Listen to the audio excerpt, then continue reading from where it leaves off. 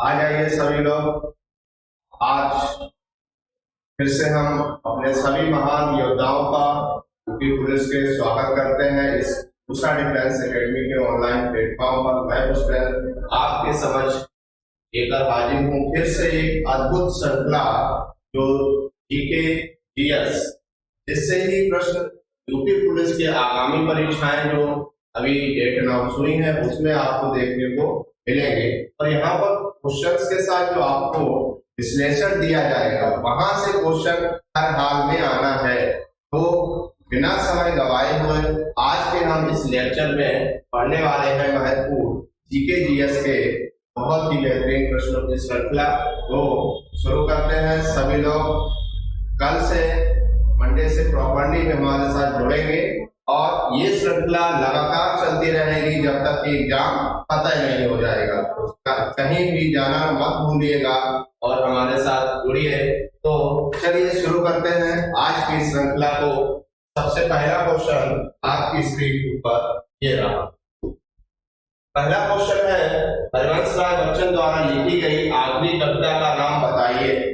हरिवंश राय बच्चन की नाम सुना ही होगा, बहुत ही बेहतरीन उत्तर छायावाद के इस युग के उत्तर छायावाद युग के बड़े ही विख्यात कवि रहे हैं।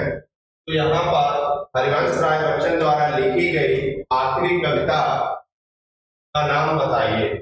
नंबर 1 ऑप्शन 1 नवंबर 1984, ऑप्शन बी चरमर्दाने, ऑप्शन सी 2 चट्टाने और ऑप्शन डी अग्निपथ। तो यहाँ पर आंसर क्या होगा जल्दी से आप बताइए। तो आंसर सही होगा 1 नवंबर 1984। ये जो रचना है वो किसके द्वारा लिखी गई है? हरिवंश राय बच्चन जी के द्वारा लिखी गई है। और ये किस लिए लिखी गई थी? तो यहाँ पर नाम सुना होगा भारत की पहली महिला प्रधानमंत्री, भारत की पहली महिला प्रधानमंत्री। भारत की पहली महिला प्रधानमंत्री कौन थी? इंदिरा गांधी जी, श्रीमती इंदिरा गांधी जी। इंदिरा गांधी जी की जो हत्या हुई थी उसी के संदर्भ में हरिवंश राय बच्चन जी ने जो एक आखिरी कविता लिखी थी जिसका नाम क्या है? 1 नवंबर 1984। और इंदिरा गांधी जी नाम सुना होगा कि उनके ही सुरक्षा गार्डों के द्वारा उनकी हत्या कर दी गई थी। इसके बाद जो हरिवंश राय बच्चन ने एक कविता लिखी थी वो कौन सी थी? 1 नवंबर 1984। अब बात कर लेते हैं इंदिरा गांधी जी की। तो देश की पहली महिला प्रधानमंत्री निर्वाचित कब चुनी गई थी? तो आंसर क्या होगा? आंसर होगा 24 जनवरी 1966 में। ये वो दिन था जिस दिन भारत को पहली महिला प्रधानमंत्री मिली थी। कारण क्या था यहाँ पर कि पहली महिला प्रधानमंत्री निर्वाचित हुई? इससे पहले कौन रही थी, कौन रहा था? क्योंकि ये पहली महिला थी तो अब तक जो थे वो सभी पुरुष रहे होंगे। तो ये घटना थी ताशकंद समझौता। ताशकंद समझौता कब हुआ था? तो याद होगा 10 जनवरी 1966 को। और यहाँ जाते हैं प्रधानमंत्री कौन? लाल बहादुर शास्त्री जी। कौन जाते थे? लाल बहादुर शास्त्री जी यहाँ नेतृत्व करने गए। और अगले ही दिन और ये ताशकंद कहाँ है? तो ये ताशकंद है उज्बेकिस्तान में। कहाँ पर है? उज्बेकिस्तान में।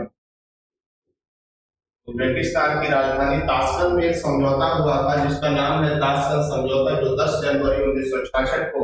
और यहाँ पर अगले दिन ही मृत पाए गए थे हमारे देश के बहुत ही सरल स्वभाव के प्रधानमंत्री लाल बहादुर शास्त्री जी, जिनके उपरांत जो प्रधानमंत्री चुना गया था 24 जनवरी 1966 को वो श्रीमती इंदिरा गांधी जी। और 24 जनवरी विशेष एक और भी दिवस है। यहाँ पर 24 जनवरी को कौन सा दिवस मनाते हैं? तो अगर पूछ लिया जाए 24 जनवरी कौन सा दिवस है?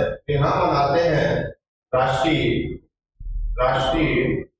बालिका दिवस। कौन सा दिवस मनाते हैं? राष्ट्रीय बालिका दिवस। अब ये क्यों मनाया जाता है? क्योंकि हमारे देश में पहली बार कोई महिला प्रधानमंत्री बनी थी, श्रीमती इंदिरा गांधी जी, इसलिए 24 जनवरी को राष्ट्रीय बालिका दिवस के रूप में मनाते हैं। तो यहाँ तक सारी बातें आपको क्लियर हो गई होंगी, तो आंसर हो जाएगा 1 नवंबर 1984। और अग्निपथ, ये भी रचना हरिवंश राय बच्चन जी की। 2 चट्टानें, चल मर्दाने, सभी रचनाएं जो है वो किसकी है? हरिवंश राय बच्चन जी की है। तो यहाँ से कोई भी डाउट नहीं होना चाहिए। अग्निपथ, अग्निपथ, कर शपथ, कर शपथ सुना होगा, तो आपको शपथ कर लेनी है कि पुलिस में सिलेक्शन हर हाल में लेना है, एनी हाउ कुछ भी करना पड़े, ठीक है।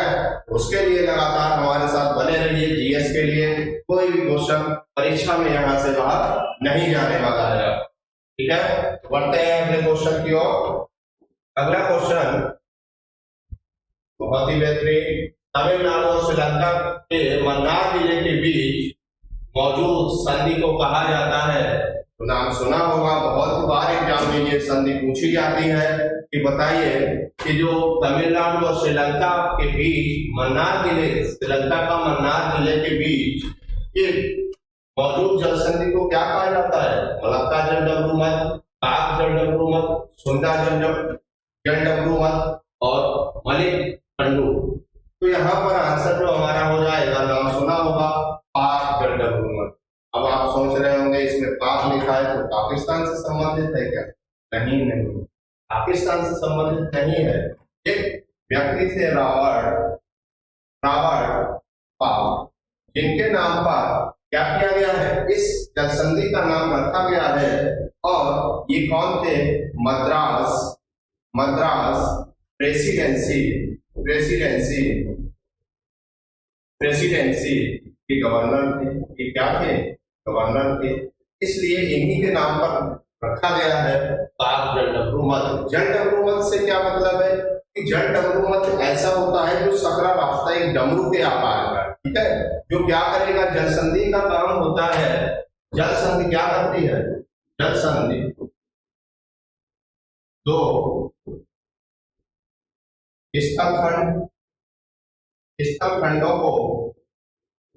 खंडों को अलग करेगी। क्या करेगी? अलग, ठीक है। जैसे एक हिस्सा ये है कोई भूमि का और एक हिस्सा ये है और बीच में स्ट्रेट है, जलडमरूमत है, ठीक है। तो वो 2 स्तंभ खंडों को तो अलग करेगी, पर 2 वाटर बॉडीज को क्या करेगी? आपस में जोड़ेगी।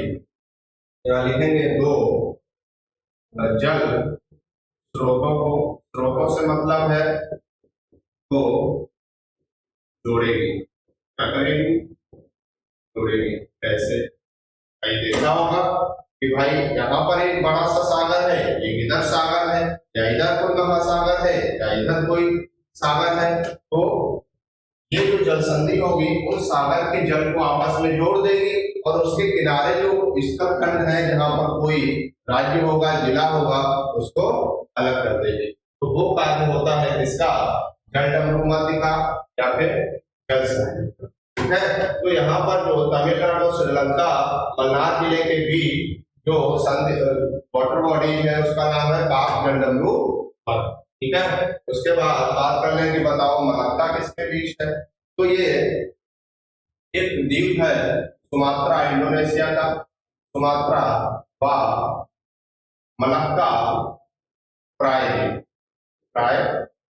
द्वीप के मध्य कौन सा? ये है मलक्का जलडमरूमत। उसके बाद अगर बात करें कि सुंडा जलडमरूमत किनके बीच है, तो सुंडा जलडमरूमत इंडोनेशिया में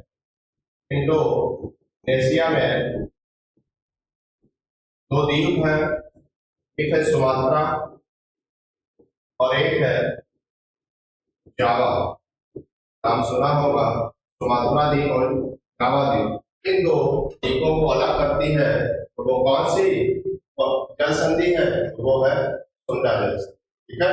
और तमिलनाडु और श्रीलंका के मन्नार जिले के बीच मौजूद संधि को कहा जाता है पाक जलडमरूमत। बहुत बार एग्जाम में पूछा गया है, आईएमपी क्वेश्चन होगा, इसको नोट रखिएगा, तो हमेशा ये पूछ लिया जाता है, ठीक है। मलक कंडू ये यहाँ पर देखेंगे कि ये जो हमारा लक्षद्वीप और मिनिकॉय वाला रीजन है वहां पर पाई जाएगी। अगर पूछ लिया जाए कि मिनिकॉय व मालदीव मालदीव के बीच कौन सा चैनल है, के बीच कौन सा चैनल है, तो यहाँ पर आंसर क्या होगा, 8 डिग्री है। 8 डिग्री है। और मिनिकॉय और लक्षद्वीप के बीच अगर पूछ लिया जाए 9 डिग्री चैनल है। ठीक है, इतनी बातें यहाँ से याद रखनी है और अच्छे से पढ़ लेना है। तो तमिलनाडु भारत का हिस्सा और मन्नार श्रीलंका के बीच जो जल संधि है वो पाक जलटंगु मध्य है। नेक्स्ट क्वेश्चन की ओर। अगला क्वेश्चन है पहली महिला लोकसभा अध्यक्ष। और महत्वपूर्ण क्वेश्चन, अमूमन एग्जाम में आता रहता है, आप सभी को पता भी होगा कि पहली महिला लोकसभा अध्यक्ष कौन निर्वाचित हुई थी, कौन चुनी गई थी। तो सुषमा स्वराज जी, मीरा कुमार, प्रतिभा पाटिल, सुमित्रा महाजन। तो यहाँ पर 2 नाम हमें ऐसे दिख रहे हैं जो लोकसभा अध्यक्ष रही है महिला। तो उनमें सबसे पहले अगर बात कर लें तो मीरा कुमार। कौन? मीरा कुमार जो थे वो लोकसभा की पहली महिला अध्यक्ष चुनी गई थी। ठीक है, मीरा कुमार। आंसर इसका क्या हो जाएगा, मीरा कुमार। सुमित्रा महाजन जी भी यहाँ पर लोकसभा अध्यक्ष रह चुकी हैं 2014 से 19 के बीच। 2014 से 19 के बीच और 19 से 24 में चुने गए थे। वर्तमान अगर लोकसभा अध्यक्ष पूछ लें कि वर्तमान लोकसभा अध्यक्ष कौन है, लोकसभा अध्यक्ष कौन है, तो आंसर क्या होगा, ओम बिरला माथुर। ओम बिरला माथुर जी क्या है, वर्तमान लोकसभा के अध्यक्ष हैं। और ये 70वीं लोकसभा में चुने गए थे। कब चुने गए थे, 2019 में चुने गए थे। और अभी जो 18वीं विधानसभा के चुनाव हुए हैं, कौन सी, वो 18वीं लोकसभा के चुनाव। कौन सी, 18वीं लोकसभा के जो चुनाव हुए हैं, 18वीं लोकसभा के चुनाव, उसमें भी कौन चुना गया है, ओम बिरला माथुर जी ही लोकसभा के अध्यक्ष निर्वाचित हुए थे। ठीक है, तो यहाँ से जान गए होंगे, यहाँ पर पहली महिला पूछ रहा है क्वेश्चन में, तो आंसर हमारा मीरा कुमार सही होगा। ठीक है, वैसे सुमित्रा महाजन जी भी लोकसभा अध्यक्ष रह चुकी है। ठीक है, उसके बाद नेक्स्ट क्वेश्चन की ओर बढ़ते हैं। अगला क्वेश्चन स्क्रीन पे ये रहा। स्वतंत्रता संग्राम 1857 का सिपाही विद्रोह किस शहर में हुआ था। अब ये 1857 की क्रांति जो थी वो भारत की सबसे बड़ी क्रांतियों में से एक। ठीक है, अंग्रेजों के खिलाफ जो क्रांति का आगाज हुआ था, देखा होगा कहां से हुआ था। तो इसके 5 कारण हैं, उनमें से प्रमुख जो कारण था वो था तात्कालिक कारण। कौन सा कारण था, तात्कालिक कारण। तात्कालिक कारण में कौन सा आ जाएगा, तो चर्बी वाले कारतूस का जो प्रयोग हो रहा था गन में, इसलिए वहां पर बगावत की थी भारतीय सैनिकों ने। नाम सुना होगा मंगल पांडे जी का। ठीक है, तभी से ये चिंगारी शुरू हुई और इसने एक बड़ा रूप लिया जो कहलाया स्वतंत्रता संग्राम और कब 1857 का। अगर यहाँ पूछ ले कि इसकी शुरुआत कहाँ से हुई थी, तो आंसर हमारा सही होगा मेरठ से। कहाँ, मेरठ से। और पूछ ले कि समय क्या रहा होगा, समय कब शुरू हुआ होगा, तो आंसर जाएगा 10 मई 1857 को। कब, 10 मई 1857 को क्रांति का आगाज होता है। कहां से, मेरठ से। उसके बाद 11 मई को क्रांति पहुंच जाती है 1857 में। कहा, 1857 को पहुंचती है दिल्ली। और जहां थे अंतिम मुगल बादशाह। अंतिम मुगल बादशाह कौन, बहादुर शाह जफर लतीफ। कौन, अंतिम मुगल बादशाह बहादुर शाह जफर लतीफ। ठीक है, यहाँ पर इनको सौंप दी जाती है कमान और ये करते हैं 1857 क्रांति का नेतृत्व। ठीक है, उसके बाद फिर ये भाग जाते हैं अंग्रेजों द्वारा। जब सताया जाएगा, कहीं कोई क्रांति होगी भाई किसी के शासन में, क्या होगा, वहां पर सरकार चुप थोड़ी बैठेगी, जिसकी भी सरकार वही हो, ब्रिटेन की हो या किसी की भी हो। अभी यहाँ पर अगर देख ले स्टेट में कोई सरकार हो, उसके खिलाफ कोई आंदोलन होगा तो क्या होगा, शासन अपना कार्य करेगा। तो ये भाग गए थे कहाँ, रंगून। और रंगून कहाँ है, बर्मा में। बर्मा कहाँ, म्यांमार में। वहीं सुना होगा बहुत अच्छा, मैं किया है रंगून, वहां से किया है टेलीफोन, नहीं सुनते आते हो तो वहां से भी याद रख सकते हो कि कहाँ भाग गए थे बहादुर शाह फर्रुद्दीन, तो रंगून। ठीक है, तो 1857 की जो क्रांति का शुरुआत होगी वो मेरठ से। बढ़ते हैं नेक्स्ट क्वेश्चन की ओर। अगला क्वेश्चन आपकी स्क्रीन पर ये रहा, पढ़ो, लगाओ टिक भाई। क्वेश्चन तो करने ही है। भारत के पहले हिंदी भाषा के अखबार का नाम बताइए जिसे पहली बार 30 मई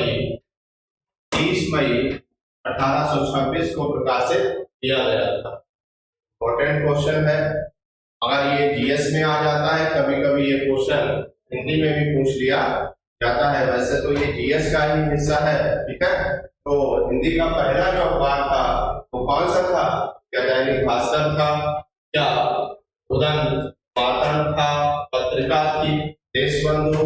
तो आंसर सही क्या होगा, उदंत पाटन। ठीक है, ये हिंदी का पहला अखबार था जिसकी शुरुआत कब की गई थी, 30 मई को। कब, 30 मई 1826। तो स्थान कहाँ हो जाएगा, कोलकाता से। कहाँ से, कोलकाता से प्रकाशन होता है। ठीक है, तो ये क्वेश्चन यहाँ पर इंपॉर्टेंट है, इसको याद रखिएगा, पूछ लिया जाता है। अगले क्वेश्चन की ओर बढ़ते हैं। इनमें से कौन सी गेहूं की उच्च पैदावार देने वाली बीज किस्म है जिसका भारत की हरित क्रांति में योगदान था, इंदिरा सोना, लर्मा रोजो, राइस तेज या फिर कंकुर। ऑप्शन आपके सामने है 4, बताइए कौन सा था इसमें।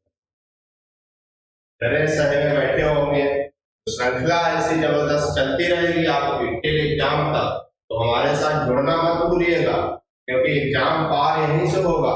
ठीक है, भटकिएगा नहीं। इस समय ऑनलाइन यूट्यूब पर जगह जगह देख रहे होंगे कि आज ये क्लास चल रही है, आज ये क्लास चल रही है। क्लासें बहुत चल रही है, पर एग्जाम ओरिएंटेड जो परीक्षा के लिए महत्वपूर्ण है वो कहाँ चल रही है, वहां से पढ़ना है। ठीक है, कम समय में ज्यादा चीजें कहाँ आ रही है, वहां से पढ़ना है। और याद रखना है कि क्वेश्चन भले सामने एक दिख रहा हो, लेकिन जब उसका विश्लेषण होगा वही मायने रखेगा, क्योंकि वहां से ही क्वेश्चन पूछे जाएंगे परीक्षा। ठीक है, चलो इस क्वेश्चन का आंसर बताइए क्या होगा। इनमें से कौन सी गेहूं की उच्च पैदावार देने वाली बीज किस्म जिसका भारत की हरित क्रांति में योगदान था, वो थी लर्मा रोजो। कौन सी, लर्मा रोजो। अब यहाँ बात आई है हरित क्रांति। बात जब आई है हरित क्रांति की तो ये महत्वपूर्ण पॉइंट है, यहाँ से पूछ लिया जाता है कि बताइए भारत में हरित क्रांति के जनक कौन है। भारत में जनक, इसके हरित क्रांति के जनक कौन है, तो बहुत ही फेमस हस्ती, बहुत ही विख्यात हस्ती, और एमएस स्वामीनाथन। कौन हो जाएंगे, एमएस स्वामीनाथन। इन्होंने क्या किया था, भारत में हरित क्रांति का आगाज किया था। अगर पूछ लिया जाए क्वेश्चन कि बताओ विश्व में हरित क्रांति, विश्व में हरित क्रांति के जनक कौन थे, हरित क्रांति के जनक, हरित क्रांति के जनक कौन थे, तो आंसर क्या होगा, नॉर्मन ई बोरलॉग। कौन होंगे, नॉर्मन ई बोरलॉग। ये कहाँ के, अमेरिका के। कहाँ के, यूएसए के, यूनाइटेड स्टेट ऑफ अमेरिका से। कौन थे, विश्व में हरित क्रांति के जनक अगर पूछा जाए तो आंसर हमारा नॉर्मन ई बोरलॉग होगा। अगर भारत में पूछा जाएगा तो आंसर एमएस स्वामीनाथन होगा। बड़े दुख की बात है कि वो अभी भी पास करे हुए हैं, मतलब अभी भी गुजर गए हाल ही के दिनों में। ठीक है, कौन, डॉक्टर एमएस स्वामीनाथन, जिन्होंने भारत में हरित क्रांति का क्या सूत्रधार किया था। और हरित क्रांति की बात करें की शुरुआत कब हुई थी, क्रांति कब शुरू हुई थी, हरित क्रांति। तो एक बड़े व्यापक पैमाने पर भारत में सूखा पड़ा था 1965-66 में। कब? 1965-66 में सूखा और अकाल जैसी स्थिति आ गई थी। उस समय हम लाए थे कौन सी? हरित क्रांति। और यहाँ पर जो मुख्य कार्य क्या था? गेहूं व खाद्यान्न, जो खाद्यान्न फसलें हैं, खाद्यान्न फसलों की उत्पादन बढ़ाना, मतलब इनका प्रोडक्शन बढ़ाना, ये हमारा मुख्य उद्देश्य था। किसके द्वारा? हरित क्रांति के द्वारा। और इसका श्रेय किसको जाएगा भारत में? तो डॉक्टर एम.एस. स्वामीनाथन को जाएगा। और गेहूं खाद्यान्न, अब इसमें करना क्या था? क्रांति का मतलब ही है रिवोल्यूशन। रिवोल्यूशन से मतलब है कि हम बड़े पैमाने पर कोई परिवर्तन करने जा रहे हैं। ठीक है, तो यहाँ पर कुछ किस्म के बीज, भाई अच्छे बीज लाएंगे हाइब्रिड, ठीक है, किस्म के बीज जो ज्यादा प्रोडक्शन दें। और तकनीक का यूज किया गया। तकनीक, उर्वरक में भी यहाँ पर महत्वपूर्ण क्वेश्चन है कि हरित क्रांति में किसकी अधिकता हुई थी? तो यहाँ पर उर्वरक पूछे जाएंगे तो रासायनिक उर्वरक। कौन से उर्वरक? रासायनिक उर्वरकों का प्रयोग बढ़ाया गया था। जैसे देख रहे होंगे इस समय धान की रोपाई चल रही है, तो यूरिया डाल रहे होंगे, डीएपी डाल रहे होंगे। ठीक है, आलू की, जब आलू को होता है उसका, तब भी ऐसे खादों का, हम रासायनिक खादों का प्रयोग करते हैं, केमिकल फर्टिलाइजर्स का। ठीक है, तो यहाँ पर ध्यान दें कि कौन सी गेहूं की उच्च पैदावार वाली किस्म है? तो नरमा, वो जो आंसर बी सही होगा यहाँ पर। ठीक है, और हरित क्रांति को भी जान गए कि भारत में इसके जनक कौन थे? तो एम.एस. स्वामीनाथन। और विश्व में पूछ लिया जाए तो नामहरी। ठीक है, चलो करते हैं। वह कौन सा अंतिम वर्ष था जो भारत में रेल बजट और केंद्रीय बजट अलग अलग प्रस्तुत किया गया था? तो देखते होंगे कि एक होता है आम बजट, एक क्या होता है? आम बजट, और एक रेल बजट। एक रेल बजट। अब बजट से मतलब क्या है कि बजट क्या? तो बजट होता है कि कोई भी, जैसे अभी हम अपने घरों में ही देख लें, तो जो हमारी इनकम है और हमारे जो एक्सपेंडिचर है, मतलब जो हमारे खर्चे हैं, उनके बीच सामंजस्य बनाना पड़ेगा, तभी तो व्यवस्थाएं चलेगी। वैसा ही है, कोई सरकार होगी या देश की सरकार हो, प्रदेश की सरकार हो, वो अपना एक क्या बनाती है?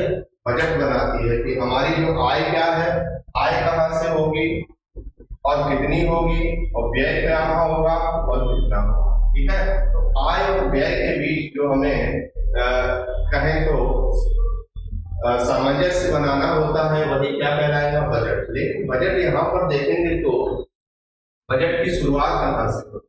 भारत में बजट। अब बजट शब्द कहाँ से आया? तो बजट का मतलब होता है बूझट। क्या होता है? बूझट। इसका मतलब होता है चमड़े का थैला। चमड़े का क्या होता है? थैला। ठीक है भाई, धन संपदा किसमें रखते हैं? ऐसे ही रखते हैं। पहले पोटली में रखते थे, लेकिन आजकल किसमें रखते हैं? थैलों में रखते हैं।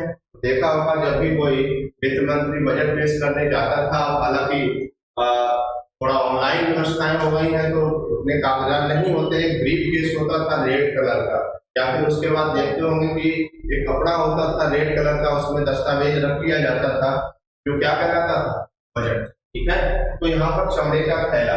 भारत में बजट की बात करें तो बजट शब्द का हमारे संविधान में क्या कहीं जिक्र है? अगर ये पूछ लिया जाए तो बताइए कि बजट क्या हमारे संविधान में कहीं इसका जिक्र किया गया? तो आंसर होगा नहीं। ठीक है, पर बजट की जगह संविधान में क्या कहा गया? संविधान में उल्लेख, संविधान में किस नाम से उल्लेख है? तो इसको कहा गया है वार्षिक वित्तीय विवरण। क्या? वार्षिक वित्तीय विवरण। क्या कहा जाएगा? वार्षिक वित्तीय विवरण। अब वार्षिक वित्तीय विवरण क्यों कहा जाता है? क्योंकि हम इसमें एक पूरे वित्त वर्ष का लेकर आते हैं। अब वित्त वर्ष कब से कब तक स्टार्ट होता है, ये क्वेश्चन पूछ ले कि फाइनेंशियल ईयर कब से कब तक होता है, वो भी आंसर हमें पता होना चाहिए। तो वित्त वर्ष जो होता है सब लोग जानते होंगे कि 1 अप्रैल से 31 मार्च ये फाइनेंशियल ईयर होता है।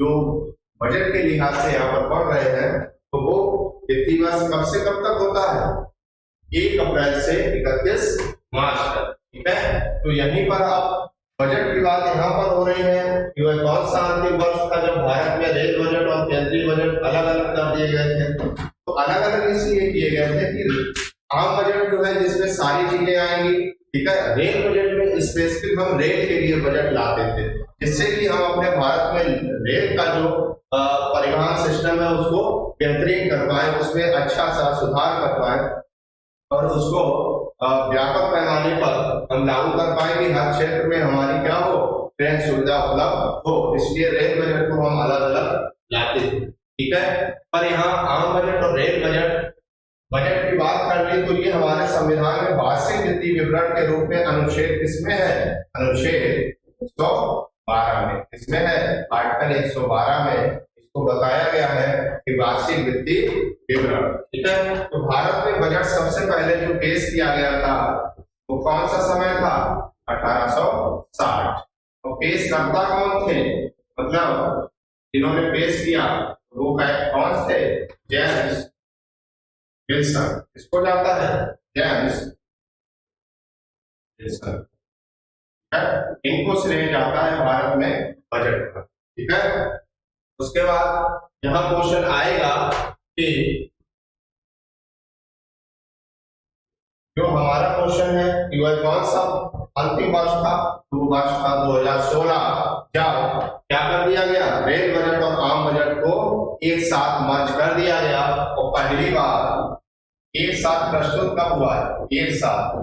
तो 2017 के बजट में दोनों ही बजट, आम बजट और रेल बजट एक साथ आने लगे तो अलग प्रस्तुत किया गया 2016 में। ठीक है, इसको अलग कर दिया, मतलब अलग अलग था। अंतिम वर्ष जब भारत रेल बजट और केंद्रीय बजट अलग अलग प्रस्तुत किया गया था तो 2016 में, और एक साथ कब आ गया, 2017 में। तो अंतिम वर्ष पूछ लिया है तो 2016 जब अलग अलग पेश हुआ उसके बाद से एक साथ। ठीक है, अब यहाँ पर अलग पेश कब हुआ था, तो अलग अलग बजट कौन सा, रेल व आम, रेल व आम बजट अलग अलग का फिर समिति बनाई गई थी 1924 में, इनको अलग अलग पेश किया गया था। लेकिन समिति ये कौन सी थी, समिति बनाई गई थी आकवर्थ लुईस समिति। कौन सी समिति थी, आकवर्थ लुईस समिति। ठीक है, ये बनी थी 1921। इसके द्वारा आम बजट और रेल बजट को अलग अलग प्रस्तुत किया जाता है। ठीक है, तो यहाँ पर आंसर हमारा क्या सही हो जाएगा, 2016 वो अंतिम वर्ष था तब रेल बजट और आम बजट अलग अलग प्रस्तुत किए गए थे। और यहाँ पर पेश किसने किया था, तत्कालीन वित्त मंत्री। अगर क्वेश्चन पूछ लिया जाए कि रेल बजट और या फिर आपको एक ही बजट हो गया आम बजट, उसको पेश कौन करता है, तो हमेशा क्वेश्चन आंसर क्या सही होगा, वित्त मंत्री। ठीक है, कौन पेश करेगा, वित्त मंत्री। और तात्कालिक समय में वित्त मंत्री कौन थे, तो 2016 में थे सुरेश प्रभु जी। कौन थे, सुरेश प्रभु जी। उसके बाद से वर्तमान में अगर पूछ लिया जाए, वर्तमान वित्त मंत्री हो सकता है अभी नई गठित हुई है पूरी कैबिनेट। ठीक है, वर्तमान वित्त मंत्री कौन हो जाएंगे, निर्मला सीतारमण जी, महिला है। ठीक है, क्वेश्चन पूछा जाता है, कितनी बात यहाँ तक नोट हो गई होगी, 2016। उसके बाद इनका स्क्रीनशॉट लेना है, ले लीजिएगा, क्योंकि ये इंपॉर्टेंट फैक्ट कुछ यहाँ हमने डाले हैं। ये बहुत जरूरी है कि अगर बजट से रिलेटेड कोई क्वेश्चन आएगा तो फिर इससे बाहर नहीं जाना है। ठीक है,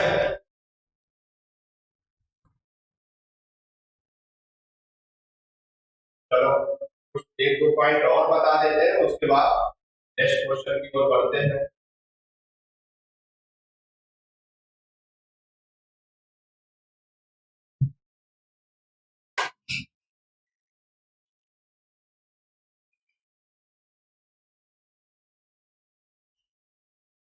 आंसर जो सही होगा 2016। ठीक है, पूछ लिया जाए क्वेश्चन की बताइए भारत में सर्वाधिक बार बजट प्रस्तुत करने वाले व्यक्ति कौन थे? मोरारजी देसाई जी 10 बार। ठीक है, और किया जाए कि ऐसे वित्त मंत्री जो प्रधानमंत्री भी रहे तो मनमोहन सिंह को देखते होंगे। ठीक है, और भी एक व्यक्ति है। अगर पूछ लिया जाए कि ऐसे मंत्री बताइए जिन्होंने वित्त मंत्री रहते हुए भी बजट पेश नहीं किया, ऐसे वित्त मंत्री जो बजट पेश नहीं कर पाए। भाई वित्त मंत्री बन गए और बजट पेश करने को मिला ही नहीं, तो फिर कैसे फाइनेंस मिनिस्टर? ठीक है, बजट पेश नहीं कर पाए, नहीं कर पाए। तो कौन थे? ऐसे दो शख्स थे। एक हो जाएंगे केसी नियोगी। कौन हो जाएंगे? केसी नियोगी जी। और दूसरे हो जाएंगे हेमवती नंदन बहुगुणा। हेमवती नंदन बहुगुणा। हेमवती नंदन बहुगुणा जी और केसी नियोगी दो मात्र ऐसे वित्त मंत्री रहे जो वित्त मंत्री तो रहे लेकिन बजट प्रस्तुत नहीं कर पाए। तो ये इंपॉर्टेंट क्वेश्चन पूछ सकता है। ठीक है, चलो बढ़ते हैं आगे क्वेश्चन की ओर। अगला क्वेश्चन और भी बेहतरीन। वर्ष 1887 में इलाहाबाद विश्वविद्यालय की स्थापना किसने की थी? डॉक्टर सर्वपल्ली राधाकृष्णन, जो जोनाथन डंकन ने, सर विलियम म्योर ने, मदन मोहन मालवीय ने। जानते होंगे इलाहाबाद विश्वविद्यालय अभी कैसा है? केंद्रीय विश्वविद्यालय है। इस समय ये कैसा विश्वविद्यालय है? केंद्रीय विश्वविद्यालय है। ठीक है, उसके बाद अगर हम पूछ रहे तो इसके जो स्थापना की थी वो कौन हो जाएंगे? सर विलियम म्योर ने। इसको पहले इस कॉलेज का नाम भी यही था, सर विलियम म्योर कॉलेज। आगे चलकर इसको अल्फ्रेड कॉलेज भी इसका नाम पड़ा और बाद में इसको क्या नाम कर दिया गया? 1887 में इलाहाबाद विश्वविद्यालय, जो कि प्रयागराज में अवस्थित है। ठीक है, तो आंसर क्या हो जाएगा? सर विलियम म्योर, जिन्होंने क्या की थी? इसकी स्थापना की थी। अगला क्वेश्चन ये रहा। वर्ष 1937 से 1950 तक उत्तर प्रदेश को किस नाम से जाना जाता था? बहुत इंपॉर्टेंट क्वेश्चन।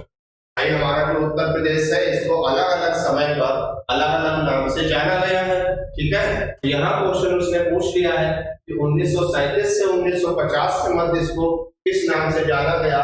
तो आंसर बी, संयुक्त प्रांत। किस नाम से जाना गया? संयुक्त प्रांत के नाम से जाना गया। आइए जानते हैं इसको कब कब और किस नाम से जाना गया। ठीक है, सबसे पहले समय आ जाएगा कौन सा? 1836 का। तब इसको जाना गया क्या? उत्तरी पश्चिमी प्रांत। किस नाम से जाना गया? उत्तरी पश्चिमी प्रांत। ठीक है, उसके बाद एक समय आ जाएगा 1866 का। कब? 1866 का। और इस समय इसको किस नाम से जाना गया?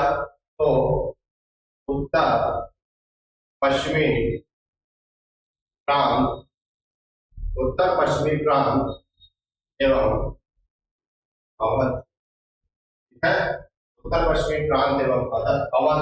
फिर 1902 में इसको किस नाम से जाना गया? तो आगरा एवं अवध का संयुक्त प्रांत। आगरा एवं अवध का संयुक्त प्रांत। ठीक है, उसके बाद इसको 1900 ये जो 37 लिखा है, क्या लिखा है? 1937 में किस नाम से जाना गया? तो केवल संयुक्त प्रांत। तो केवल संयुक्त प्रांत के नाम से जाना गया। यही वाला आंसर उसने पूछ लिया है। पर 50 तक की बात की गई है तो यूपी बना। यूपी क्या बना? यूपी बना। यूपी कब? आप सोच रहे होंगे कि यूपी बना, यूपी कैसा, तो आओ बताते हैं। यूपी मतलब यूनाइटेड प्रोविंस बना उत्तर प्रदेश कब? 24 जनवरी 1950। उत्तर प्रदेश नाम कब पड़ा? 24 जनवरी 1950 को। इसलिए यूपी बना, यूपी यानी संयुक्त प्रांत से, यूनाइटेड प्रोविंस से वो बना उत्तर प्रदेश कब? 24 जनवरी 1950 को। इसीलिए 24 जनवरी को मनाया जाता है क्या? उत्तर प्रदेश दिवस। कौन सा दिवस? उत्तर प्रदेश दिवस कब मनाया जाता है? 24 जनवरी को। ठीक है। इसकी शुरुआत कब हुई थी? तो जब आई थी योगी जी की सरकार, 2017 में घोषणा की गई थी। क्या किया गया था? 2017 में घोषणा की गई। पहली बार कब मनाया गया? पहली बार मनाया गया 2000, अगले वर्ष ही 2018 में। तो अपना यूपी जो पूछा जाएगा दिवस कब है, तो 24 जनवरी को, क्योंकि इसी दिन 1950 में इसका नाम संयुक्त प्रांत से बदल कर क्या कर दिया गया था? उत्तर प्रदेश कर दिया गया था।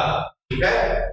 अब यहाँ पर एक और इंपॉर्टेंट पॉइंट लिख लेना है यहाँ पर कि जब इसके अलग अलग नाम रहे तो अलग अलग राजधानी भी रही होंगी। ठीक है।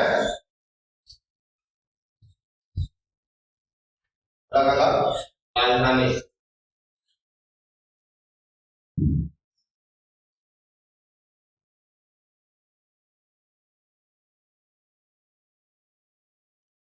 चलो नेक्स्ट क्वेश्चन की ओर चलते हैं। अगला क्वेश्चन है, नेक्स्ट क्वेश्चन, अगला क्वेश्चन, प्योंगयांग किस देश की राजधानी है? और बेहतरीन क्वेश्चन, क्योंकि यूपी पुलिस में सिलेबस का हिस्सा है राजधानी व मुद्रा। बहुत चर्चित है राजधानी व मुद्रा। राजधानी व मुद्रा बहुत पूछा जाता है। यहाँ से एक हर सेट में एक या दो क्वेश्चन जरूर बनने वाला है, तो ये टॉपिक जरूर याद रखिएगा। तो प्योंगयांग किस देश की राजधानी है? क्या मालदीव की, क्या मंगोलिया की, क्या मलेशिया की, क्या उत्तर कोरिया? यहाँ पर क्या है, पूरा नाम लिख लीजिए, उत्तर कोरिया। ठीक है। तो सही आंसर क्या होगा? उत्तर कोरिया।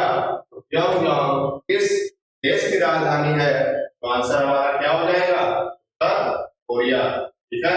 यहाँ सुना होगा एक गाना सा, किम जोंग उन। ठीक है। ऐसे कटिंग कटाया रहता है, बहुत खतरनाक आदमी है। ठीक है। कोविड काल में अगर कोरोना होता था वहां किसी को, तो जिसको कोरोना हुआ उसी को निपटा दिया, बस कोरोना खत्म। ठीक है। बहुत डेंजर है उत्तर कोरिया। ऐसी ही अर्थव्यवस्था अपनाता है, बंद अर्थव्यवस्था। ऐसे बंद मतलब क्लोज इकोनॉमी। क्लोज इकोनॉमी से तात्पर्य किसी भी देश के साथ आयात निर्यात नहीं, आयात निर्यात नहीं, मतलब आयात निर्यात, बंद इकोनॉमी, कोई मतलब नहीं किसी से। उत्तर कोरिया, सा कौन? Kim Jong Un. तो यहाँ की राजधानी भी उसी के नाम की जैसे, क्या? प्योंगयांग। तो आंसर हो जाएगा उत्तर कोरिया। अब यहाँ मालदीव लिखा है तो कर लेते हैं इसको भी पोस्टमार्टम। ठीक है। कि बताइए मालदीव की राजधानी क्या है? तो मालदीव की राजधानी हो जाएगी माले। क्या हो जाएगी? माले। मंगोलिया, मंगोलिया की राजधानी क्या हो जाएगी? नाम सुना होगा, उलान बटोर। क्या राजधानी होगी? उलान बटोर। उसके बाद मलेशिया, नाम सुना होगा, मलेशिया, बहुत फेमस कुआला लंपुर। कहाँ की? मलेशिया की राजधानी कुआला लंपुर। मंगोलिया की राजधानी उलान बटोर, मालदीव की राजधानी माले, और उत्तर कोरिया राजधानी किसकी? उत्तर कोरिया की राजधानी प्योंगयांग। ठीक है। उसके बाद यहाँ पर एक महत्वपूर्ण क्वेश्चन आ जाता है पुलिस के लिहाज से, बहुत ही महत्वपूर्ण क्वेश्चन होगा। कौन सा? मरुस्थल का। ठीक है। तो यहाँ एक नाम आया है मंगोलिया। मंगोलिया का अगर देख लें, मंगोलिया व चीन, मंगोलिया व सीमावर्ती देश है। ठीक है। मंगोलिया व चीन की सीमा पर मंगोलिया व चीन की सीमा पर एक मरुस्थल है, एक मरुस्थल है। बताओ नाम इस मरुस्थल का क्या होगा? तो इस मरुस्थल का नाम क्या होगा? खूब सब्जी में खाते हैं, सर्दियों में कहते हैं कि लाओ अच्छा ले ही लेते हैं, इसको आलू में डाल के बढ़िया से खाएंगे। तो नाम क्या है? गोबी मरुस्थल। क्या है? गोबी मरुस्थल। कौन सा मरुस्थल है? गोबी मरुस्थल।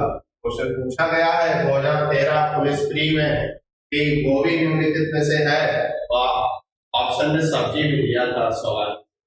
जो बच्चे अच्छे होंगे उन्होंने सब्जी लगाया होगा, ठीक है। लेकिन ये क्या है? ये मरुस्थल है जो कि किसकी सीमा पर? मंगोलिया व चीन की सीमा पर। और कहाँ? मंगोलिया में। तो इसकी राजधानी उलानबटोर, और इस क्वेश्चन की जो राजधानी उत्तर कोरिया। चलो अगला क्वेश्चन ये रहा। भारत में बहादुरी का सर्वोच्च पुरस्कार निम्नलिखित में से कौन सा है? सब लोग जानते होंगे, उत्तर प्रदेश पुलिस का फेवरेट आया हुआ क्वेश्चन, ठीक है। बिल्कुल भी गलत नहीं होना चाहिए। लिखा है अशोक चक्र, परमवीर चक्र, कीर्ति चक्र, वीर चक्र। कौन सा? आंसर क्या होगा? परम। परम मतलब क्या? जो सबसे ऊपर, ठीक है। भाई कौन सा? परमवीर चक्र शौर्य चक्रों में सबसे बड़ा सम्मान है, सर्वोच्च सम्मान है भारत में बहादुरी के लिए। किसको दिया जाएगा? सैनिकों को। किसको दिया जाता है? भारतीय सैनिकों को, ठीक है।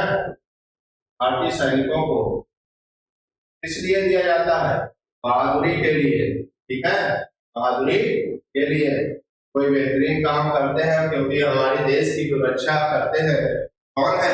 हमारे देश के सैनिक भी है, ठीक है। तो सैनिकों के सम्मान में सम्मान है क्या? परमवीर चक्र, ठीक है। और भारत का सर्वोच्च सम्मान अगर पूछ दिया जाए क्वेश्चन, सर्वोच्च सम्मान कौन सा है? क्या आंसर होगा? भारत का सर्वोच्च सम्मान जो है वो क्या है? भारत रत्न। भारत रत्न होगा, ठीक है। उसके बाद पद्म विभूषण, उसके बाद पद्म भूषण, ये क्रम से चलते रहते हैं। और पद्मश्री देखा होगा कि गणतंत्र दिवस जब होता है उससे पूर्व राष्ट्रपति द्वारा इन पुरस्कारों का अनाउंसमेंट किया जाता है, ठीक है। तो यहाँ पर याद रखना है। पर शौर्य चक्र, शौर्य सम्मान में बात करेंगे तो सबसे बड़ा परमवीर चक्र। नेक्स्ट क्वेश्चन की ओर मूव करते हैं, देखते हैं क्या है। विश्व पर्यावरण दिवस किस दिन मनाया जाता है? आ जाओ भाई बताओ, विश्व पर्यावरण दिवस कब मनाया जाता है? इसका आंसर क्या होगा? 22 अप्रैल, 8 मई, 5 जून, 11 जून। बहुत बार नाम सुना होगा, बहुत फेमस है। अभी हाल ही में गुजर के गया है पिछले माह, और पिछले माह की बात कर दी, एक मत लिखा है। फिर बताओ कौन सा? आंसर क्या हो जाएगा? 5 जून। विश्व पर्यावरण दिवस कब मनाया जाता है? 5 जून को, ठीक है। 5 जून को क्या मनाया जाता है? विश्व पर्यावरण दिवस, ठीक। अगर बात कर ले 22 अप्रैल को भी कोई दिवस होगा भाई, 5 जून को पर्यावरण दिवस है तो 22 को भी कुछ होगा, पृथ्वी दिवस। कौन सा? पृथ्वी दिवस कब मनाया जाता है? मनाया जाएगा 22 अप्रैल को। 8 मई विश्व रेड क्रॉस दिवस। विश्व रेड क्रॉस दिवस, रेड क्रॉस दिवस कब मनाया जाएगा? 8 मई, ठीक है। यहाँ पर याद रखना है। और 11 जून पूछ ले तो केवीजी सिंड्रोम दिवस, केवीजी सिंड्रोम दिवस कब हो जाएगा? बताइए। 11 जून, ठीक है। तो इस तरह से 22 अप्रैल को पृथ्वी दिवस, 8 मई को विश्व रेड क्रॉस दिवस, 5 जून को पर्यावरण दिवस, 11 जून को केवीजी सिंड्रोम दिवस मनाया जाता है। पर इस क्वेश्चन का जो सही आंसर होगा क्या होगा? सी फॉर कनाडा, यानी 5 जून, ठीक है। 5 June is the right answer, विश्व पर्यावरण दिवस। उसके बाद पूछते हैं कि जल दिवस कब मनाया जाता है? जल दिवस इंपॉर्टेंट है, पूछ सकता है।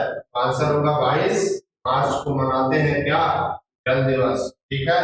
और पूछ ले कि युवा दिवस, राष्ट्रीय युवा दिवस हम मनाते हैं, क्वेश्चन क्या होगा, 12 जनवरी को मनाते हैं राष्ट्रीय युवा दिवस, ठीक है। आगे बढ़ते हैं अगले क्वेश्चन की ओर। हाँ, पढ़ो भाई, पढ़ो क्वेश्चन, करो प्रोसेस, आना चाहिए। ये अब परीक्षा एग्जाम तो पास में है, अब तो इस तरह के क्वेश्चन बिल्कुल हवा में सॉल्व होने चाहिए, तभी एग्जाम निकलेगा। किस भारतीय राज्य में सर्वाधिक क्षेत्र में वन स्थित है, बहुत इंपॉर्टेंट क्वेश्चन जियोग्राफिकली रूप से, ठीक है। यहाँ से क्वेश्चन पूछे जाते हैं, क्या केरल में, क्या महाराष्ट्र, क्या उत्तर प्रदेश, क्या मध्य प्रदेश।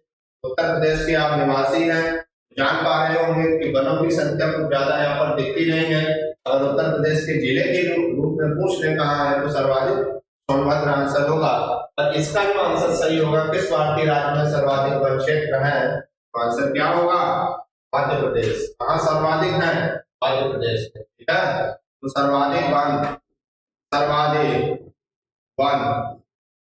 कहाँ, तो सबसे पहले नंबर 1 पर कौन आएगा, मध्य प्रदेश, नंबर 1 पर आएगा मध्य प्रदेश। फिर नंबर 2 पे कौन आएगा, नंबर 2 पे आएगा अरुणाचल प्रदेश, कौन सा, अरुणाचल प्रदेश, अरुणाचल प्रदेश। और नंबर 3 पे आएगा छत्तीसगढ़, छत्तीसगढ़, ठीक है। तो ये 3 जो टॉप हमारे राज्य है भारत के जहां पर सर्वाधिक वन है, तो नंबर 1 पर मध्य प्रदेश है, नंबर 2 पर अरुणाचल प्रदेश, नंबर 3 पर छत्तीसगढ़। इन 3 राज्यों में सर्वाधिक वन क्षेत्र है, ठीक है। अगर कहीं क्वेश्चन पूछ लिया जाए कि बताओ सर्वाधिक टाइगर कहाँ है, तब भी हमारा आंसर क्या होगा, मध्य प्रदेश होगा, ठीक है सब। इसीलिए इसको टाइगर स्टेट की संज्ञा दी गई है, जिसको, मध्य प्रदेश को, ठीक है। अरुणाचल प्रदेश हमारा सबसे भारत का पूर्वी राज्य कौन सा है, पूर्वी राज्य कौन सा है, वो है अरुणाचल प्रदेश। ऐसे ऊपर देखते होंगे इंडिया का मैप ऐसे जाता होगा, ये वाला रीजन यहाँ पर है क्या, अरुणाचल प्रदेश। तो यहाँ पर सबसे न्यूनतम जनघनत्व है, मतलब प्रति स्क्वायर किलोमीटर में रहने वाले लोगों की संख्या जहाँ सबसे कम है, तो वही स्टेट अरुणाचल प्रदेश है, पर यहाँ पर वन सबसे ज्यादा है। उसके बाद है छत्तीसगढ़। अब छत्तीसगढ़ में क्यों ज्यादा है, जानते होंगे भाई, जो जिससे अलग होगा तो कुछ ना कुछ उसे मिलेगा सम्मान में, भाई धन दौलत जो जिसके पास होगी वो मिलेगी। और मध्य प्रदेश से अलग हुआ है क्या, छत्तीसगढ़। तो जब मध्य प्रदेश में सर्वाधिक है तो इनके पास क्यों नहीं होगा, कुछ ना कुछ तो होगा, ठीक है। आम बात वैसे भी जब आपके यहाँ जो चीजें पर्याप्त होती हैं तो आपको भी कुछ मिल जाता है, ठीक है। और ये छत्तीसगढ़ इसी से अलग होकर बना था, कब बना था, 1 नवंबर 2000 को। बताया है कई बार, क्वेश्चन पूछ लेता है, तो ये किससे अलग हुआ था, मध्य प्रदेश से। तो इस क्वेश्चन का जो राइट आंसर होगा मध्य प्रदेश, ठीक। आगे बढ़ते हैं, अगला क्वेश्चन, फिनलैंड की शासकीय मुद्रा है, बहुत अच्छा कंट्री है ये फिनलैंड, खुशहाल कंट्री है। यूरोप की कंट्री जितनी भी है छोटी छोटी है, सब बड़ी खुशहाल है, ठीक है। और अपने यहाँ जनसंख्या ही इतनी है, देख रहे होंगे, कहीं भी निकल जाओ तो निकल ना पाओगे, हर जगह दीमक से रेंग रहे हैं। चाइना और भारत वही ऐसे देश है जो पूरी जनसंख्या कवर किए हैं, ठीक है। तो यहाँ पर फिनलैंड की जो मुद्रा हो जाएगी वो क्या हो जाएगी, यूरो। क्या हो जाएगी, यूरो, क्योंकि यूरोपियन देश है। तो यूरोपियन देश के, अगर आपको पता है कि ये देश यूरोप का है और फिर अगर वहां मुद्रा ना मालूम हो तो फिर यूरो ही पिक करिएगा, ठीक है। 100% चांस है वहां पर सही हो जाएगा, ठीक है। तो यूरो किसकी मुद्रा हो जाएगी, फिनलैंड। अब फिनलैंड की एक खासियत क्या है, ये खुशहाल देश है, इसलिए एक सूचकांक जारी किया जाता है, विश्व खुशहाली सूचकांक, विश्व खुशहाली सूचकांक, विश्व खुशहाली सूचकांक, ये भी जारी होता है, ठीक है, विश्व खुशहाली सूचकांक। तो इसमें प्रथम जो फर्स्ट पोजीशन है वो किसकी है? वो फिनलैंड की है। किसकी है? फिनलैंड की है। करंट के लिहाज से क्वेश्चन बन सकता है कि खुशहाली इंडेक्स में, विश्व खुशहाली इंडेक्स में नंबर 1 पर कौन सी कंट्री है? तो आंसर फिनलैंड होगा। अगर ये क्वेश्चन नहीं बनेगा तो फिर भारत की रैंक जरूर पूछ लेगा। इसकी भारत की रैंक क्या है? भारत की रैंक हो जाएगी 126। देख रहे होंगे कहाँ पहला कहाँ 126, जमीन आसमान का अंतर है। ठीक है, तो खुशहाली कैसे आएगी? जब यूपी पुलिस का पेपर क्रैक कर दो। इसलिए यूपी पुलिस का पेपर क्या करना है? क्रैक करना है एनी हाउ। ठीक है, किसी भी तरह से ध्यान लगाकर पढ़ना है। ठीक है, जो दिन बचे हैं गिने चुने, उल्टी गिनती शुरू हो गई है, घबराना नहीं है।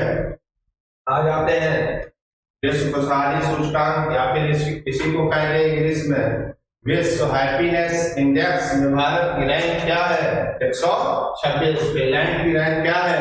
फर्स्ट।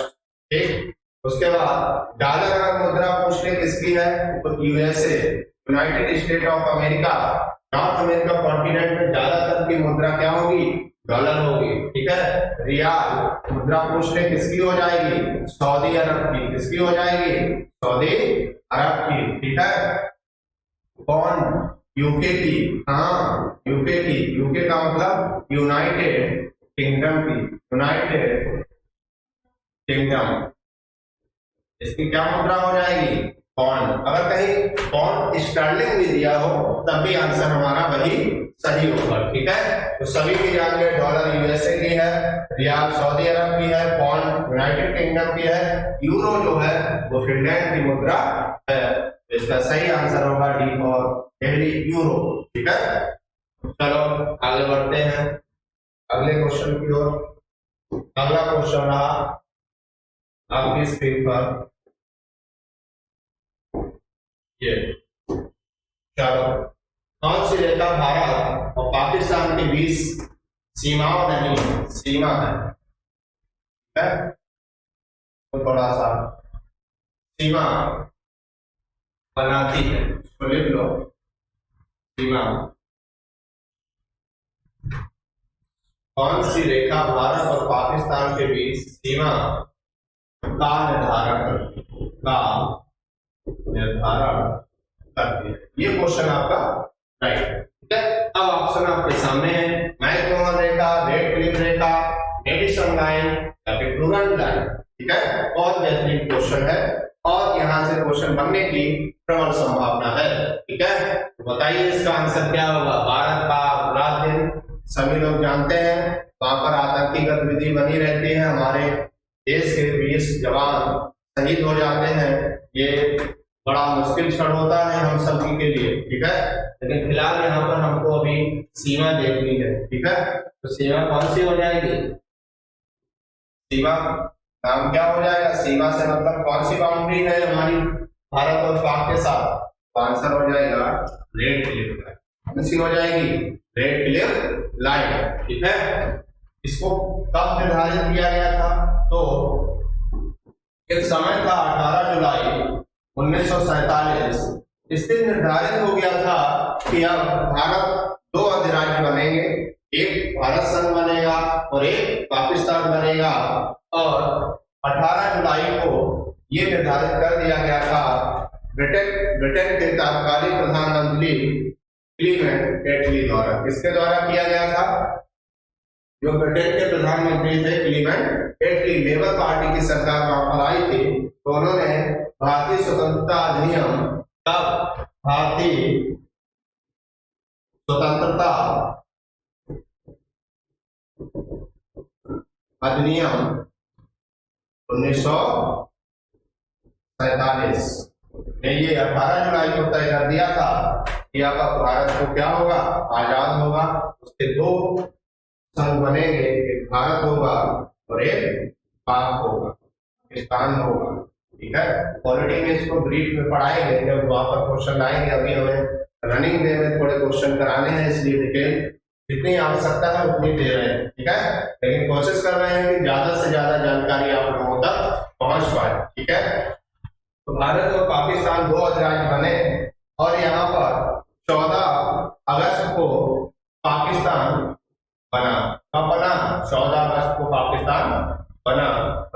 भारत जो है स्वतंत्र हुआ है कब, भारत की बात कर लें, भारत अगले ही दिन यानी 15 अगस्त आने वाली है, स्वतंत्रता दिवस मनाते हैं, ठीक है, 1947 में, और ये भी 14 अगस्त 1947 में, ठीक है। इसीलिए 14 अगस्त को एक दिवस घोषित किया गया है भारत सरकार द्वारा। विभाजन पूछ लिया जाएगा क्वेश्चन, विभाजन विभीषिका, विभीषिका दिवस कब मनाते हैं, तो उसका सही आंसर होगा 14 अगस्त को। तो पाकिस्तान अलग हो गया था ना, उनके, इसलिए हमने उस दिन को क्या मनाया है, विभाजन विभीषिका दिवस, ठीक है। इसको हाल ही में डिक्लेयर किया गया था प्रधानमंत्री के द्वारा 2022 में, ठीक है। तो यहाँ पर जो रेड क्लिफ लाइन है वो भारत पाकिस्तान के बीच है, और इसका निर्धारण कब हुआ था, इस लाइन का जो निर्धारण है कब हुआ था, तो 15 अगस्त के 2 दिन बाद यानी 17 अगस्त 1947 को ये लाइन बना दी गई थी। कौन सी, रेड क्लिफ लाइन, ठीक है। अब इसके इंपॉर्टेंट का थोड़ा और देख लेते हैं, इतनी बार जान गए होंगे।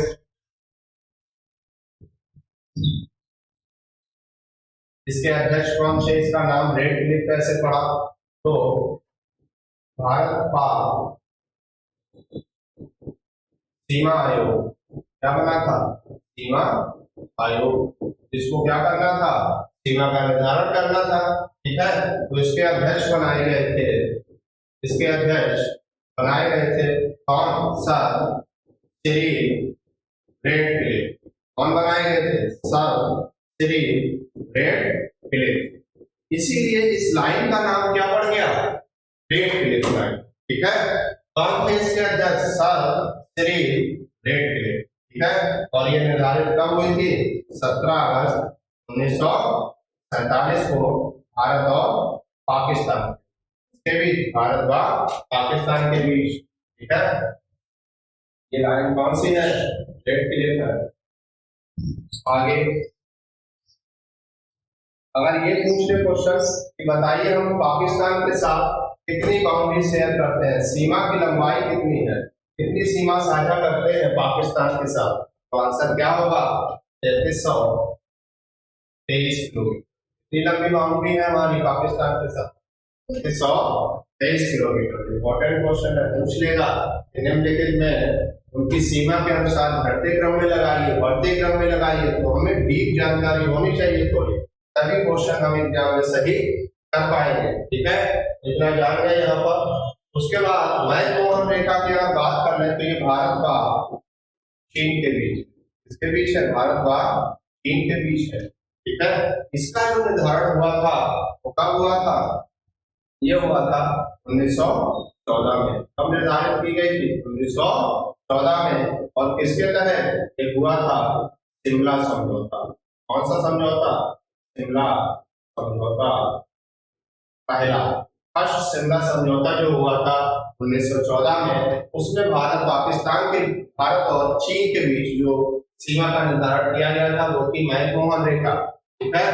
रेड क्लिफ रेखा यहाँ पर आंसर है पाकिस्तान के साथ। मेडिसन लाइन, इसको जरा देख लो, पूछ लिया जाता है कभी कभी विश्व ज्योग्राफी के जब क्वेश्चन आएगा तो वहां पूछ लेता है कि बताइए मेडिसन रेखा किन के बीच है, तो इसी को कहते हैं 49वीं समांतर रेखा। क्या कहते हैं, 49वीं समांतर रेखा। इसका और नाम क्या है, 49वीं समांतर रेखा। और ये किसके बीच, यूएसए व कनाडा के बीच है, यूएसए व कनाडा के बीच। तो मेडिसन लाइन ये हो गई।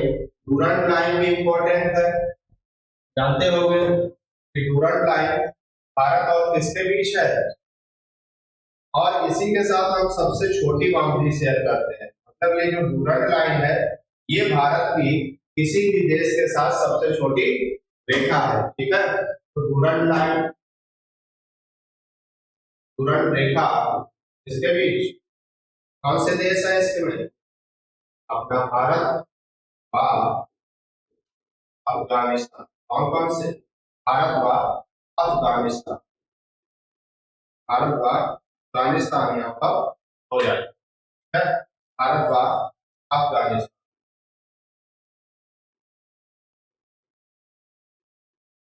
कौन सी लाइन हो जाएगी? डूरांट लाइन हो जाएगी।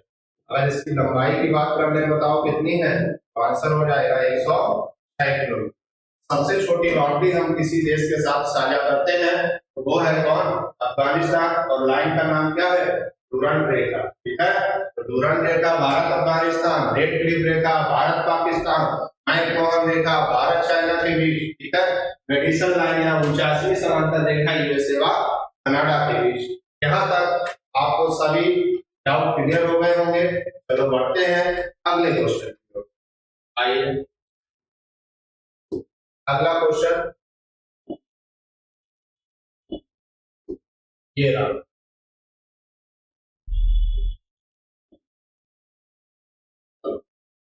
पढ़ो भाई, पढ़ो क्वेश्चन क्या कह रहा है। लक्षद्वीप के लोग मलयालम के अलावा दूसरी कौन सी भाषा बोलते हैं? कौन सी भाषा बोलते हैं? ठीक है, क्वेश्चन इस तरह से है कि लक्षद्वीप के लोग मलयालम के अलावा दूसरी कौन सी भाषा बोलते हैं? ठीक है, तो क्या तमिल बोलते हैं, क्या मगही बोलते हैं, क्या बंगाली बोलते हैं और क्या हिंदी बोलते हैं? क्या आंसर सही होगा आपके हिसाब से, बताइएगा।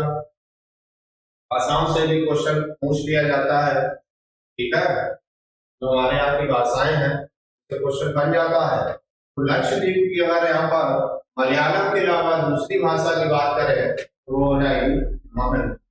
कौन सी भाषा? महन भाषा। ठीक है, तो कहाँ बोली जाती है? लक्षद्वीप में। लक्षद्वीप देखा होगा आइसलैंड है, हमारी यूटी है। यूटी से मतलब है कि संघ शासित प्रदेश है। कैसा है? संघ शासित प्रदेश। और जो केरल के आगे देखा होगा अरब सागर में स्थित, ठीक है, और इसकी एक जो भाषा कौन सी है? एक भाषा मलयालम है, दूसरी भाषा महन है। उसके बाद अगर तमिल की बात कर रहे हैं तो ये कहाँ बोली जाएगी? नाम से ही लग रहा है तमिलनाडु में बोली जाएगी। ठीक है, बंगाली की बात कर रहे हैं तो कहाँ बोली जाएगी? बंगाल में, या फिर इसको क्या ले लेंगे? पश्चिम बंगाल में। ठीक है, हिंदी की बात कर रहे हैं तो भारत में सर्वाधिक बोली जाने वाली या सबसे बड़े जन समूह द्वारा बोली जाने वाली जो भाषा है कौन सी है? हिंदी। तो यहाँ आंसर क्या होगा? उत्तर भारत के 10 राज्यों में, कितने राज्यों में? तो नॉर्थ इंडिया के 10 स्टेट है, वहां पर 10 राज्यों में क्या हिंदी बोली जाती है। और इन्हीं 10 राज्यों में सर्वाधिक क्राउड है, सर्वाधिक पॉपुलेशन है, सर्वाधिक जनसंख्या है। इसमें अपना यूपी है, ठीक है, एमपी है, उसके बाद यूके है, हिमाचल प्रदेश है, उसके बाद दिल्ली है, हरियाणा है, ठीक है, साथ ही साथ बिहार है। तो ये जो मेजर स्टेट है उत्तर भारत के 10 राज्य, जहां पर कौन सी भाषा बोली जाती है? वहां पर बोली जाती है हिंदी। पर लक्षद्वीप में जो मलयालम के अलावा दूसरी भाषा है वो महन। ठीक है, इतना जान लें। उसके बाद यहाँ पर अगर क्वेश्चन पूछ लिया जाए कि केरल की भाषा क्या है? केरल की क्या है? मलयालम की है। क्या है? मलयालम केरल की भाषा है। केरल से ही आगे सह्याद्री से उधर निकलेंगे तो लक्षद्वीप है। यूपी पैट में क्वेश्चन पूछा गया है कौन सा? यही बताइए लक्षद्वीप की भाषा क्या है? पर उसने दूसरी भाषा नहीं, पहली वाली ही पूछी थी। तो आंसर क्या सही हुआ था? मलयालम। ठीक, तो यहाँ तक हमारी समझ से कोई डाउट आप लोगों को नहीं रह रहे होंगे। और ऐसी ही धुआंधार श्रृंखला निरंतर हम बनाए रखेंगे जब तक कि एग्जाम को हम क्रैक नहीं करवा देंगे सभी लोगों को। ठीक है, याद रखिएगा। पढ़ते हैं अगले क्वेश्चन की ओर। अगला क्वेश्चन ये रहा। 24 जनवरी 1950 को संविधान सभा के 284 सदस्यों ने राष्ट्रपति संविधान पर हस्ताक्षर किए। इसमें महिलाएं शामिल थी। कितनी महिलाएं शामिल थी? तो आंसर हो जाएगा 15 महिलाएं शामिल। कितनी महिलाएं? भारतीय संविधान सभा में जो महिलाओं की संख्या थी वो कितनी थी? 15 थी। ठीक है, अब इस क्वेश्चन को थोड़ा ब्रीफ में देख लेते हैं, क्योंकि उन 15 महिलाओं ने जो संविधान सभा के लिए चुनी गई थी, और जो संविधान सभा बनी थी तो कुल सदस्य कितने थे उसमें? कुल सदस्य पूछेंगे तो 389 थे, जिनमें से अगर विभाजन कर लें तो 296 कहां से आएंगे? ब्रिटिश इंडिया प्रांत। कहां से आएंगे? ब्रिटिश इंडिया प्रांतों से आएंगे। तो 11 ब्रिटिश इंडिया प्रांत थे, वहां से आएंगे, ठीक है। उसके बाद जो 93 आएंगे वो कहां से आएंगे, देसी रियासतों से आएंगे। कहां से, देसी रियासतों से। देसी रियासतों से मतलब जो राजा रजवाड़े यहाँ पर थे, जिनका अपना खुद का साम्राज्य था, 93 वहां से सदस्य थे, और 296 जिनपे ब्रिटिश सरकार अपना शासन कर रही थी, जो विभिन्न स्टेट थे हमारे इंडिया के, वहां से सदस्य आने थे। लेकिन जो महिलाओं की संख्या थी वो कितनी थी, 15 थी। अब यहाँ पर 15 में कुछ मुख्य महिलाएं थी। जैसे पूछ लिया जाए कि बताइए संविधान सभा में एकमात्र मुस्लिम महिला कौन थी, तो एकमात्र मुस्लिम महिला, एकमात्र मुस्लिम महिला इसमें संविधान सभा में महिला नाम क्या हो जाएगा, बेगम, बेगम एजाज रसूल। क्या नाम हो जाएगा, बेगम एजाज रसूल। ये एकमात्र मुस्लिम महिला संविधान सभा में थी, ठीक है। उसके बाद और कुछ महिलाओं के नाम लिख देते हैं। और राजकुमारी अमृता कौर जी, राजकुमारी अमृता और साथ ही साथ सरोजनी नायडू, एनी बेसेंट। के बाद इधर हटा देते हैं। आप लोगों ने स्क्रीनशॉट लेना हो तो तुरंत ले लिया करिए, क्योंकि यहाँ पर विश्लेषण बहुत ज्यादा है, पूरा बोर्ड भर ही जाना है आधार में, ठीक है। तो जैसे राजकुमारी अमृता कौर, सरोजनी नायडू, एनी बेसेंट, उसके बाद हंसा मेहता, हंसा मेहता, ठीक है। बेगम एजाज रसूल जी हो गए। उसके बाद नाम सुना होगा भारत की पहली महिला मुख्यमंत्री सुचेता कृपलानी जी। तो इस तरह से कुछ महिलाओं के नाम थे। और यूएनओ भेजे जाने वाली पहली महिला, यूएनओ भेजे जाने वाली पहली महिला कौन, विजय लक्ष्मी, विजय लक्ष्मी पंडित, विजय लक्ष्मी पंडित। ये यूएनओ भेजी गई प्रथम महिला। ये भी संविधान सभा की क्या थी, सदस्य थी, प्रथम महिला, ठीक है। तो ऐसे कुल मिलाकर कितनी महिलाएं हमारी संविधान सभा में, 15 महिलाएं। तो इस क्वेश्चन का आंसर क्या हो जाएगा, सी, 15 महिलाएं। अगले क्वेश्चन की ओर बढ़ते हैं। क्वेश्चन आ गया, बहुत इंपॉर्टेंट क्वेश्चन, तो एग्जाम में पूछा ही जाता है। और कोई भी वनडे एग्जाम हो तो उसमें जरूर ये क्वेश्चन आता है। काकोरी रेलगाड़ी लूटपाट की कल्पना रामप्रसाद बिस्मिल और ने की थी, और किसने की थी, तो इसका सही आंसर क्या होगा, खुदीराम बोस, शिवराम राजगुरु, आसफाक उल्लाह खान, यतीम नाथ दाव। सही आंसर होगा आसफाक उल्लाह खान और रामप्रसाद बिस्मिल ने मिलकर इस घटना को अंजाम देने के लिए एक कल्पना की थी। बात करें काकोरी, काकोरी ट्रेन डकैती, कौन सी घटना, काकोरी ट्रेन डकैती। अगर पूछ लें कि समय क्या था, समय हो जाएगा 9 अगस्त 1925 में। किसके द्वारा, रिपब्लिक, रिपब्लिक एसोसिएशन के सदस्यों द्वारा, Republic association, Hindustan Republic association के सदस्यों द्वारा इस घटना को अंजाम दिया गया था, जिसमें से रामप्रसाद बिस्मिल जी, आसफाक उल्लाह खान जी, शहीद भगत सिंह जी और राजेंद्र दहाड़ी जी, रोशन सिंह। तो इतने सारे लोगों ने मिलकर जो ट्रेन थी, कौन सी ट्रेन थी, ट्रेन का नाम था एट डाउन। क्या नाम था, एट डाउन ट्रेन। तो कहां से कहां तक जा रही थी, कहां से कहां तक, तो ये जा रही थी सहारनपुर से लखनऊ जा रही थी, सहारनपुर से लखनऊ जा रही थी। और लखनऊ से पहले ही एक स्थान है स्टेशन काकोरी, वहां पर क्या किया, लूट लिया, हथियारों के साथ लैस थे, गार्ड को बंधक बना लिया और ट्रेन को लूट लिया। उसके पश्चात अंग्रेजी ब्रिटिश शासन द्वारा क्या लिया गया? एक्शन। ठीक है, क्या लिया जाता है? एक्शन लिया जाता है। और यहाँ पर जो यहाँ के क्रांतिकारी लोग थे उनको क्या किया गया? फांसी की सजा सुनाई गई कुछ देर बाद। तो यहाँ पर अगर क्वेश्चन आ जाए, आसपास को फांसी कहाँ दी गई थी? फांसी इनको दी गई थी फैजाबाद। कहाँ दी गई थी? क्वेश्चन पूछ लेता है। निम्नलिखित में काकोरी ट्रेन एक्शन, इसका नाम बदल दिया गया है योगी सरकार द्वारा। काकोरी जो ट्रेन लूटपाट डकैती थी, काकोरी ट्रेन डकैती, इसका नया नाम क्या हो गया है? अब इसका नाम क्या हो गया? अब नाम काकोरी ट्रेन एक्शन क्या कर दिया गया है? Kakori train action. डकैती अच्छा नहीं लगा, ये तो भारतीय द्वारा किया गया था।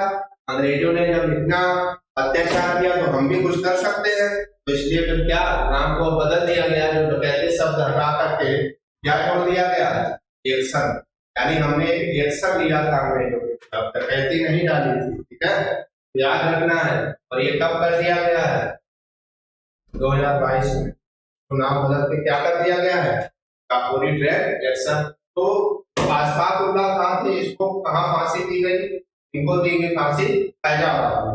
वहीं अगर बात कर रहे हैं कि राजेंद्र लाहाड़ी को फांसी कहाँ दी गई? तो इनको दी गई थी गोंडा में।